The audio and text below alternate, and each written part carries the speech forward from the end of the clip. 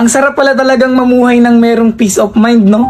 Yung tipong kahit anong marinig mo, kahit anong sabihin nila sa'yo, ay wala ka nang pakialam. Isa sa mga natutunan ko para magkaroon ng peace of mind sa sarili ko, ayaw magnampatulan yung mga bagay na hindi naman na dapat pinapatulan. Huwag mo nang pansinin yung mga hindi naman dapat pansinin. Lalo na yung mga bagay na alam mong hindi naman makakatulong sa sarili mo kapag nagpaliwanag ka pa, kapag ipinaglaban mo pa yung hindi naman na dapat pinaglalaban. Ikaw na nanonood, kung gusto mo ng peace of mind, sarili mo lang din ang makapagbibigay ng peace of mind. Sarili mo lang ang hindi na dapat papatol sa mga bagay na hindi na dapat patulan. Sarili mo lang yung makapagbibigay na hindi na dapat pansinin yung mga nagpapapansin. Deadmahin mo na lang yung nasa paligid mo. Di mo naman kailangan ng opinion ng iba at hindi mo kailangang magpa-apekto sa kanila. Dahil naniniwala pa rin ako na ikaw at ikaw lang din talaga ang makakatupad ng mga bagay na gusto mo. Maniwala ka sa sarili mo, sabayan mo ng paniniwala sa taas at huwag ka makinig sa mga negatibong komento ng ibang tao na hindi makakatulong sa'yo.